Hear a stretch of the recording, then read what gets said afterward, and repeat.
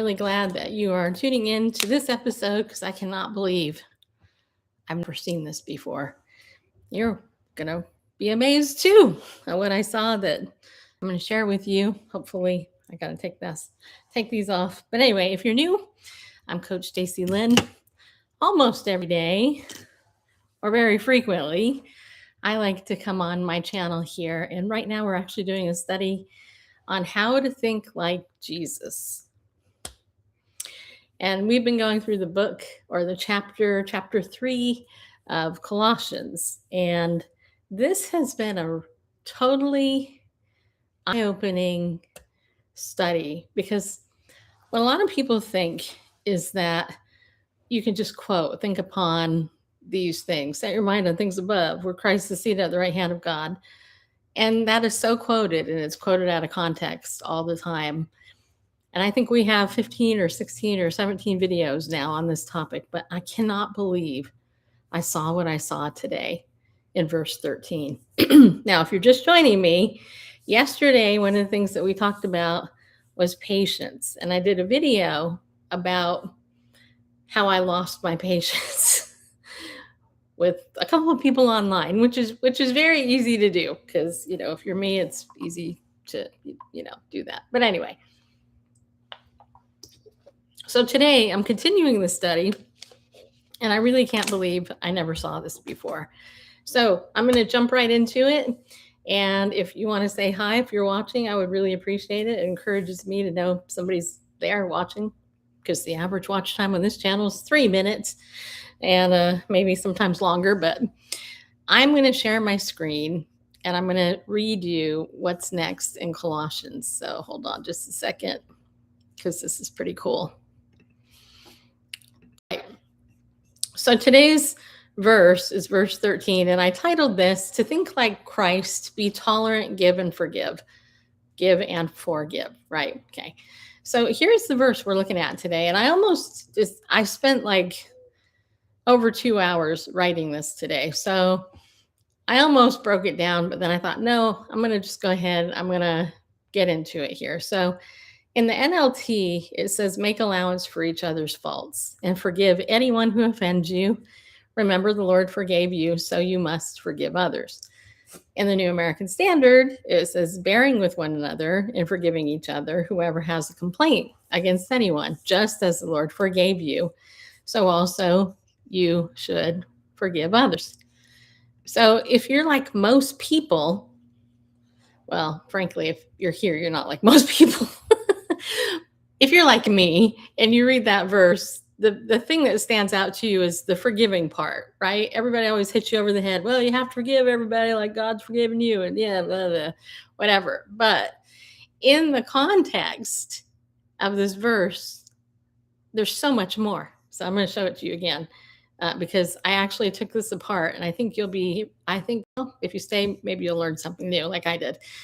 Okay, so I'm just going to jump right to the Greek here. This is the Greek word right here. And what the phrase actually means is bearing with. It means to hold oneself up against, i.e., figuratively put up with, bear with, endure, forbear, or suffer. It's used 15 times in 14 verses. And these are just a few examples. Matthew 17:17, "And Jesus answered and said, 'You unbelieving and perverted generation, how long shall I be with you? How long shall I put up with you? Bring him here to me.'" Now, this is interesting because this particular phrase, "how long shall I put up with you," is actually repeated numerous times that Yeshua says this, right? And let me ask you something. Does that mean Jesus was intolerant, or do you think he was tolerant? If you said tolerant, you would be correct. But then it says here, "But when Paul was about to open his mouth, Galileo," or Galileo, I don't know how to say that, "said to the Jews, 'If it were a matter of wrong or a vicious crime, O Jews, would it be reasonable for me to put up with you?'" So the same word right here that we're looking at, it's used in Acts 14. Same thing, another tension-filled situation. And both Jesus and Galileo, however you say that, were being tolerant of the people that were disagreeing with them. Okay. Now in 2 Corinthians 11:1, this word is used twice. It says here, I wish that you would bear with me in a little foolishness, but indeed you are bearing with me. So it's the same thing. And then this is the amazing thing that I saw right here. 2 Corinthians 11:19-20. For you, being so wise, tolerate the foolish gladly.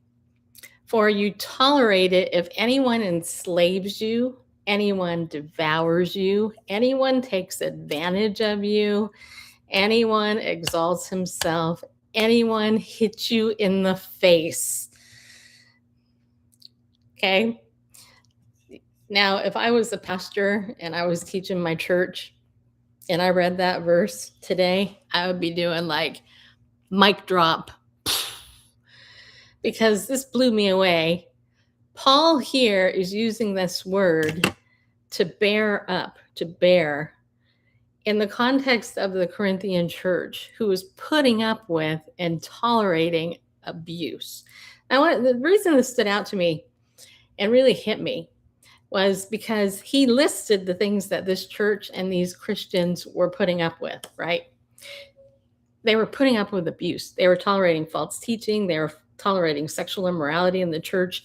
They were doing all of this stuff that is antithetical to what Christians should do, right? And Paul was instructing this church in the Corinthian church. You know, I hear a lot of people call it First Californians and stuff like that. And it's really annoying to me for them to do that, because honestly, it's every dang church. Every church has this type of sin in it. And the Corinthians were rebuked and comforted by Paul.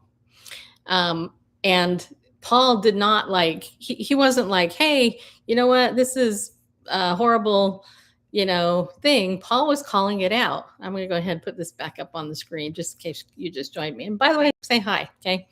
So Paul's saying, for you being so wise, don't miss that part about being wise here, tolerate the foolish. They tolerate the foolish gladly. For you tolerate it if anyone enslaves you, anyone devours you, anyone takes advantage of you, and anyone exalts himself, and anyone hits you in the face. I had to laugh when I read that. I was like, yeah, apparently people were hitting people in the face, and this group of people were tolerating it. Anyway, the word is also used here in 2 Timothy 4:3. For the time will come when they will not endure, and this word is translated endure this time, sound doctrine, but wanting to have their ears tickled, they will accumulate for themselves teachers in accordance with their own desires. Okay, we're living in that time now. I mean, come on, people. All you gotta do is go to the Christian Compost website. You can see that. So here's the interesting thing. This first part in this verse talks about the idea of being tolerant with one another. Tolerant in the truest sense of the word. Jesus asks numerous times, how long should I put up with you? That's him being tolerant. Paul is describing how much the Corinthians tolerate bad behavior and then lists what he went through. To me, this is a very illuminating passage, especially given our apostate days today. It's really amazing to me how much people tolerate abuse, okay? And I think this is worth having an honest discussion about, because in Colossians, what we've been looking at is, how do we think like Christ? Well, here, smack dab in the middle of Colossians 3, we're actually seeing that Jesus is telling us, hey, guess what? I lived among people that I had to tolerate. And guess what? Those people were, quote, in the church, or let's just put it this way, religious, right? So yesterday, when I talked about how I lost my patience, I was laughing today as I was reading this, not like, haha, like this is so funny, but it was like my God was saying to me, Stacy, I get it. I get it. I get it. I get it. Do you not know who I am? And so I was just like, wow. You get it. You said here to bear, it says to bear, but really what that means is to tolerate well. And it's translated all these different ways. And I think that it's too bad the church doesn't get it. And I get it because it's amazing to me. So anyway, so that's the first part of this verse that we're reading, right? So this is the first, okay. Make allowance for each other's faults or bear with one another. Okay. So the next part, it goes on here and it, just so you know, the one another in the Greek, it literally means mutuality or reciprocally. So pretty much that makes sense. Now the word forgiving, now I don't know about you, but there's a lot of people who will look at the word forgiving or forgiveness. They'll talk about forgiveness today and they'll say, well, I learned this like in grad school. I was so irritated. And this was so long ago. I was in this class and the topic of forgiveness came up and the teacher said, you need to forgive or God won't forgive you. So it doesn't matter what you've gone through in your life. You need to forgive or God won't forgive you. It's the only class I got a B+ in. Otherwise I got A- and A's and everything else. And this is what people who abuse people will often say. Well, you just got to forgive them or God ain't going to forgive you now. Just so you know, that won't happen. But that is such a load of crap. Because forgiveness isn't taught correctly these days. And I will say I am happy. I have seen some of the people over on the Be Emboldened site, which I've recently joined some of their groups, talk about how there are requirements for forgiveness, and it isn't always out there the way that most people think. So this is very interesting because I've always seen forgiveness as me giving up the right for retaliation. Vengeance is mine. I will repay, says the Lord. It's in God's hands. And I never forget, I heard this older saint than me once say, Stacy, God can do way more than what you ever could. And he can do it in so many different ways to get the person back, who hurt you, right? And so for me, that's always been my understanding of forgiveness, but that's not what this word means in this context. So the English translators, the people who translated this Greek, they had to parse it a little bit in order to get that out of there. I want to show this to you because this is interesting and this blew me away too. So hold on a second, I'll share it. All right, so here's what the word is in the Greek. It's this word, and I don't know how to say it, so I'm not going to try, okay? And it means to grant as a favor, i.e. gratuitously, in kindness, pardon or rescue, to deliver, and it says frankly, forgive, freely give, or grant. So that's what I wrote. It's interesting that from what I can see, it doesn't really mean to forgive in the sense that I think most people think when they read it in English, which is what I just said to you. It appears to be more of a word that's telling the person to be kind, to act with graciousness, and then grant forgiveness should the need arise. Now, here are some of the words that it's used in some of these verses. Luke 7:21.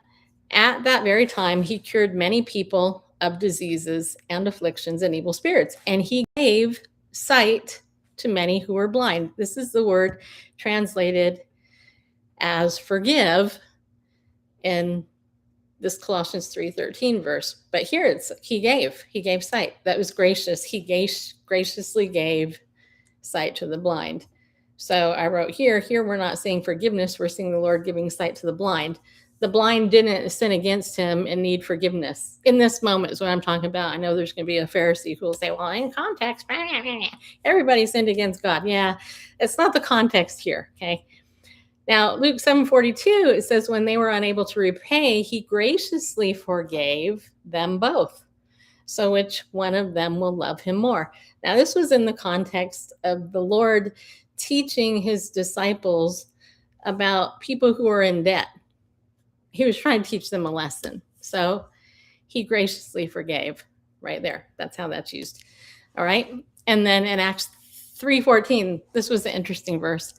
It says, but you disown the holy and righteous one and ask for a murderer to be granted to you. Now, again, this is interesting because it's not the word forgave. It's the word granted or gived or give, And here I believe this is referring to Barabbas, where they were like, release Barabbas, and all that. So, and then in Romans 8:32, it says, he who did not spare his own son, but delivered him over for us all, how will he not also with him freely give us all things? So here it's translated as freely give. It's not translated as forgive, but it's the same word. It's the same word in the Greek. So actually what I said here is it will be really worth your time to go and look this up. And I'm pretty sure this will. Yeah, I'll have to stop sharing. Wait. Okay. Or did it flip over to the Blue Letter Bible? I don't know. Maybe it did. If it didn't, okay. I'm gonna stop sharing. Oh, I could have shared that tab instead. Okay, well, I'm a newbie. Hold on a minute. So here's actually the Greek, right? Here's the Greek word. It's this word. And here are all the verses where it's used. This is where I'm getting these things. So there are 19, it's used 23 times in 19 verses. But it's not translated as forgive every single time. So that's why I said it might be better, for the reader of my blog, if you want to do a deeper dive and go look, it would be worth your time to do it because you will be amazed at what you see when you really stop and think about it. My dog is wanting to get down, but he's going to have to wait. Okay. So this last part in this verse, we're going to break this down a little bit more. It says has the complaint. So we're talking about here, if we go back up here, it says bearing with one another and forgiving each other, whoever has a complaint against anyone. Okay, so what does that mean? That's why I bolded it so I can get to it quick.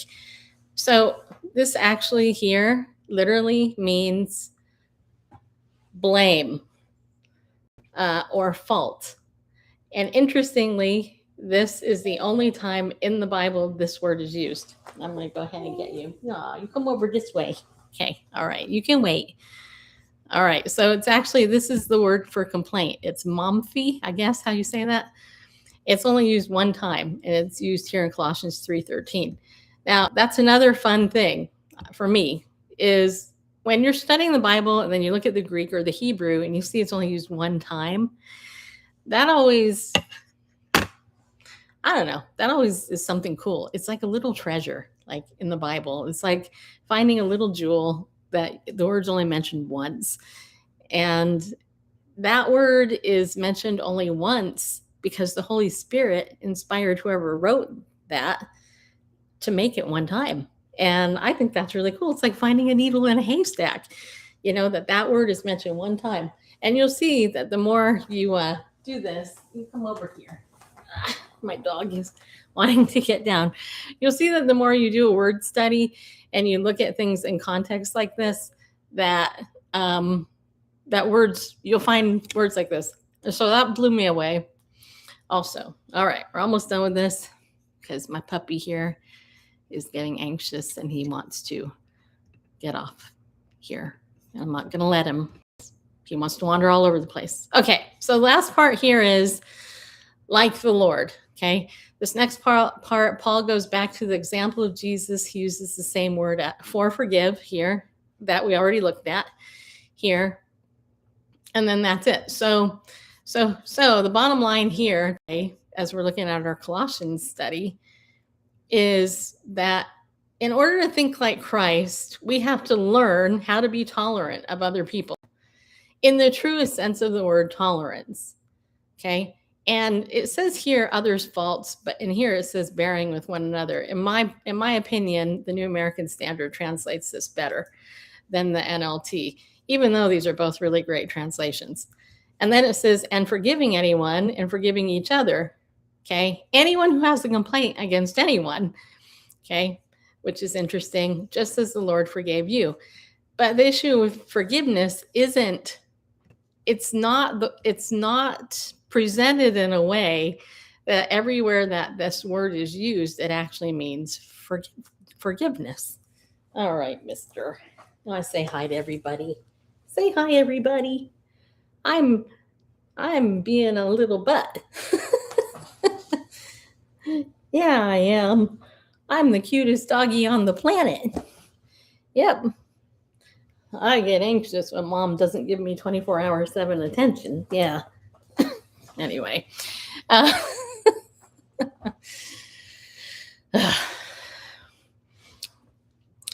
anyway, so to think like Christ is the means to be tolerant like Christ. To be able to, okay, I'm just going to share it this way. To be able to make tolerance or be tolerant with other people who have different views than you. Okay. I think that's a good way of putting it. And a lot of people, like I mentioned before, a lot of Christian right friends I have are way less tolerant than my Democrat friends, which is a sad testimony, right? And I know people who like to vilify both, but the point is Jesus hung out with people he didn't agree with. How many Christians do you know that do that, right? There's not a ton. We're so divided, and it's on purpose that that's the case. But in the context of the church, this passage in Colossians is saying, hey, you guys got to make allowance. You got to make time to bear with one another, each other when you don't agree with each other. And then you forgive one another. But that word forgiveness isn't used the same everywhere that Greek word is used, because it's not. It means lots of different things in different contexts. And again, the big takeaway thing for me today was the 2 Corinthians passage where it says, where Paul was telling the church, you being so wise, and I think he was being sarcastic there, tolerate the foolish gladly. For you tolerate it if anyone enslaves you, anyone devours you, anyone takes advantage of you, and anyone exalts himself, and anyone hits you in the face. And you know what? That actually is so much of the bad teaching that happens today. I have heard people throughout my Christian walk say, oh yeah, you should just bear it, take the abuse, even if they beat you. If your husband beats you, you should just take it, And that's such baloney, And then it says, just as Christ forgave you, you should forgive other people. Okay. Now here's the other interesting that I saw that kind of blew me away. And I'm going to share my thing one more time, and then I am going to go because my dog is wanting to get off my lap here, and he's driving me crazy. All right, I want to show you one other thing. I think this is accurate, and I was sharing this with my husband a little while ago. Remember, verse 12 of Colossians told us what to put on, right? Put on gentleness and then all this stuff, right? And then the last thing was put on patience. And then it says, this verse, this is a continuation of a thought, bearing with one another and forgiving each other, whoever has a complaint against anyone, just as the Lord forgave you, so also should you. Well, I think that it's possible in the English that this has been put together as one long sentence, and that it shouldn't be. Because here it looks like it's an additional new thought. Like you can end this sentence, make allowance for each other's faults and forgive anyone who offends you. Okay, you can end it there, or you can end it here, bearing with one another and forgiving each other, whoever has a complaint against anyone. You could end that there, just as the Lord forgave you. Although in English, that continuing phrase does hit. So I don't know. I think that's debatable. But I do think that there is a place there where you could probably parse that out and go, well, maybe or maybe not. But the point is, what I learned about Jesus today, which I already knew, but it kind of got me, more in the heart today, was, people always portray Christ like he's the holiest among us and he's the most perfect in all his ways. And he is. But they don't portray him as having feeling, irritation, annoyance, even sadness. Sometimes they don't, unless they're talking about Lazarus, or somebody else who died. And here, when I'm reading these verses about bearing, you know, you see him saying this. How long do I got to put up with you? How long? How long? How long? How long do I got to put up with you people? And I don't know how many of you people have had a parent that has said that to you. How come? How many times do I tell you? Blah blah. How long? How long? Um, Yeshua was not much different from that. The only difference is he never sinned. That's the big difference. Everything he did was perfect. And he is perfect.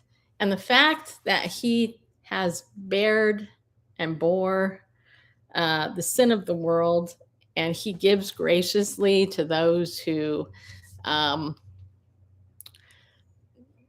don't deserve it. And sometimes he gives them things like Barabbas. He didn't technically do it.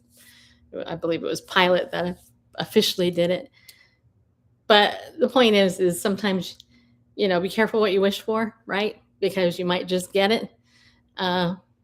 God allows those things when you want these things to take place, right? So anyway, so I've been going for 26 minutes and 36 seconds. My dog here still wants to get off. So I am going to end this. I hope this taught you something. I hope you enjoyed it. Let me know. Leave a comment. That would be nice. It's makes me feel less lonely. Like I'm not talking into a void of people. Like, hello, people. Are you out there? I'll do this even if you aren't out there. But if there's one person watching, I will be there to encourage you. And I hope this does encourage you. So anyway, I hope you have a good day. And I hope this meant something to you. And I have a link if you want to get in touch with me. I actually updated my calendar 2 weeks this time, because actually I know my schedule 2 weeks out in advance. So if you ever want to just set up a time to talk, just go to my link there and set up an appointment. All right. So next time we meet, I am going to be jumping into Colossians 3:14. And we're going to dig more into that and see what else we can learn about our God, because he's good. So I'll see you later. Hope you have a better day.